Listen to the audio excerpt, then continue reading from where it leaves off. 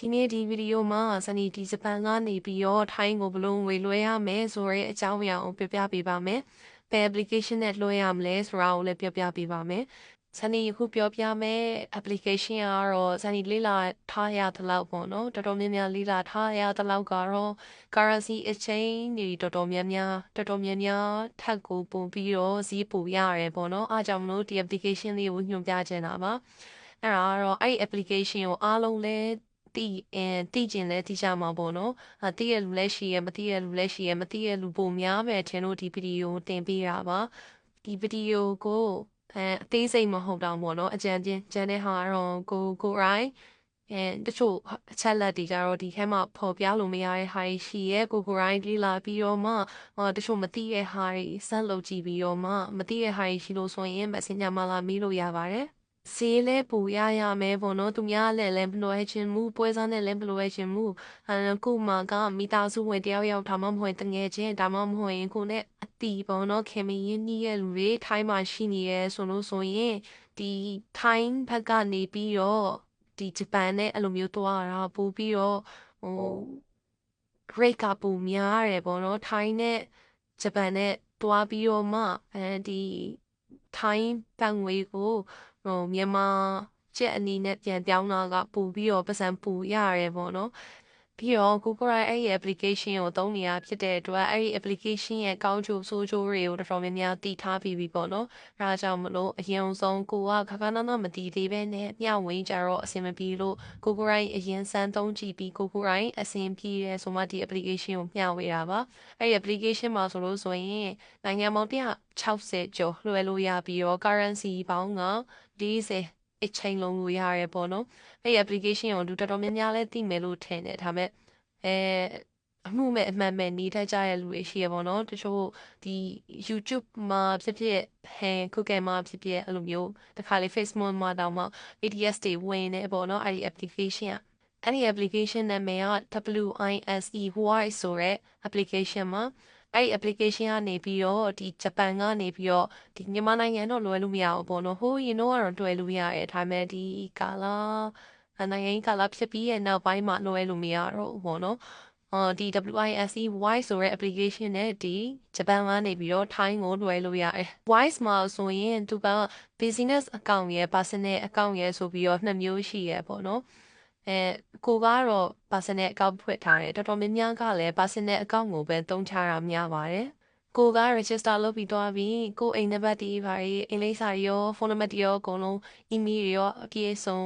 ထည့်ပြီးတော့ကိုကရှောက်ပြီးသွားပြီဆိုလို့ဆိုရင်တပတ်နှစ်ပတ်လောက်နေလို့ဆိုရင်ကိုအိမ်လိပ်စာကိုနေတဲ့အိမ်လိပ်စာကိုဖြည့်ထားတဲ့အိမ်လိပ်စာကိုဒီလိုမျိုးကအစိမ်းရောင်တက်ကလေးပို့ပေးပါလိမ့်မယ်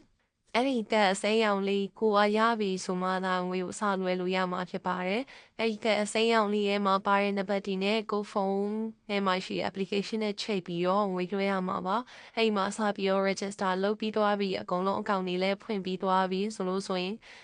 ဒီအောက်ကပါလေးမှာပေါ့နော်လက်ခံတူးဆိုတဲ့နေရာလေးရှိတယ်။အဲ့လက်ခံတူးနေရာမှာဘယ်နိုင်ငံကလက်ခံမှာလဲကိုလက်ခံမဲ့လူရဲ့အချက်လက်တွေဖြည့်ရပါတယ်။နာမည် email ပြောလို့ဆိုရင်ဘဏ် account number ပြီးရင်ဘဏ်နာမည်လူမျိုးစားသဖြင့်ဖြည့်ရပါတယ်။စဖွင့်ခြင်းမှာဆိုလို့ဆိုရင်စထဲတဲ့အခါမှာဒီ account လက်ခံသူ account မှာစထဲတဲ့အခါမှာအရန်အလုပ်ရှုပ်ပါတယ်။အားစားခြင်းစနီးရဲ့ဆရာ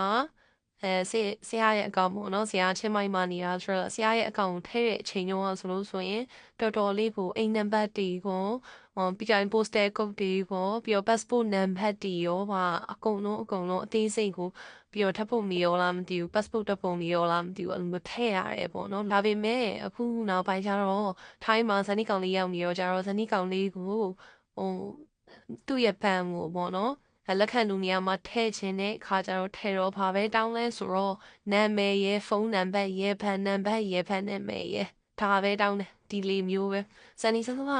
လုတ်တုံးကကြတော့ယုံကြည်မှုစလုတ်လို့ယုံကြည်မှုမရသေးလို့လားတော့မသိဘူးပေါ့နော်ဘာတွေတောင်းလဲဆိုတော့နာမည်လဲတောင်းတယ်ဖုန်းနံပါတ်တွေလဲတောင်းတယ်ပြီးတော့ဘာလဲ postal code တွေလဲတောင်းတယ်ပြီးတော့ email တွေလဲတောင်းတယ်အိမ်လိပ်စာ passportအကုန်လုံးစုံမယ်တော်တော်လေးကိုတောင်းနေပေါ့နော်အရောဆိုလို့ဆိုရင်စနီးစပြီးတော့ရန် ရန်100ရန်1000ရန်1000လားမသိဘူးရန်1000စပြီးတော့စမ်းလွှဲကြည့်ဆရာစီကိုမရောက်ဘူးနေချင်းမရောက်ဘူး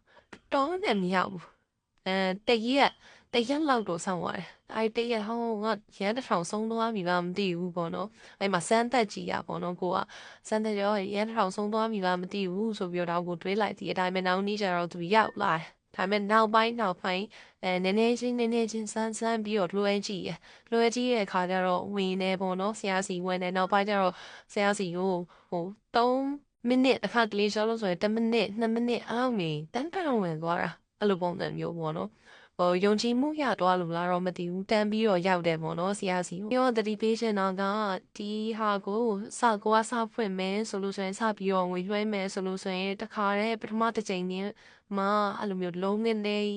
10,000လို့15,000လို့အဲ့လိုမျိုးတန်းပြုတ်လွှဲလိုက်ပါနဲ့ပထမဆုံးချိန်မှာကိုဆုံးရှုံးနိုင်တဲ့ပမာဏကိုစမ်းပြီးတော့လွှဲကြည့်ပါ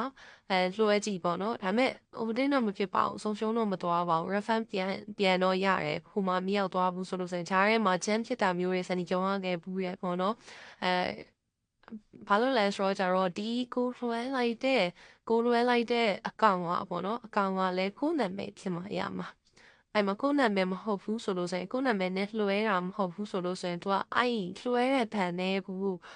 refund ပြန်ပေးတာလည်းတော်တော်လေးကြားတယ်ပေါ့နော်တော်တော်လေးကြားတယ်အဲ့ဒါကြောင့်မလို့ person ရဲ့ account ဖြစ်တဲ့အတွက်ကို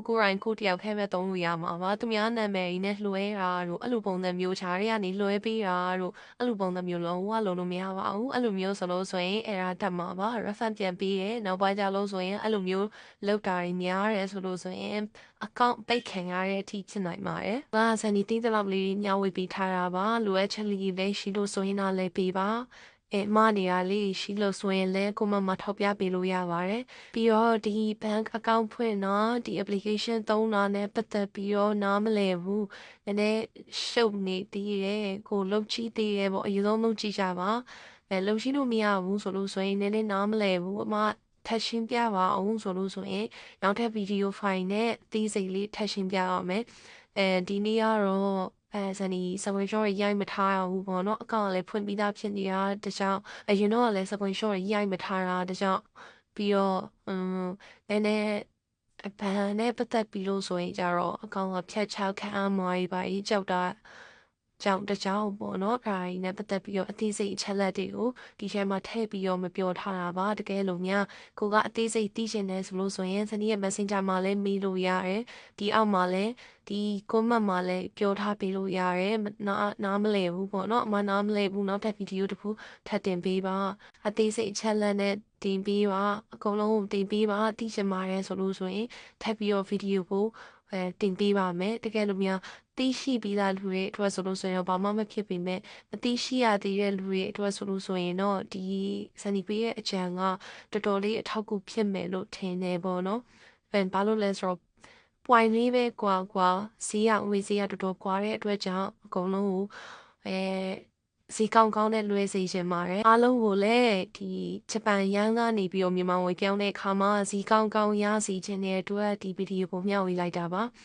နောက်ထပ်ဂျပန်နိုင်ငံနဲ့ပတ်သက်တဲ့အကြောင်းအရာတွေဘုသူတရီစံဒီတိတလောင်လေးအနှဲငယ်ကိုဒီအကောင့်မှာပဲဆက်ပြီးတော့တင်သွားပါအောင်မယ်စနီပြောမှလေးကျန်သွားတယ်ဒီ WISC voice application ရဲ့ link ကိုစနီရဲ့ caption ထားမှမဟုတ်ရင်ဒီ comment ထဲမှာစနီ link ချထားပေးပါမယ်အဲ့ထဲဝင်ပြီးတော့အကောင့်ဖွင့်လို့ရပါတယ်အားလုံးကျေးဇူးတင်ပါတယ်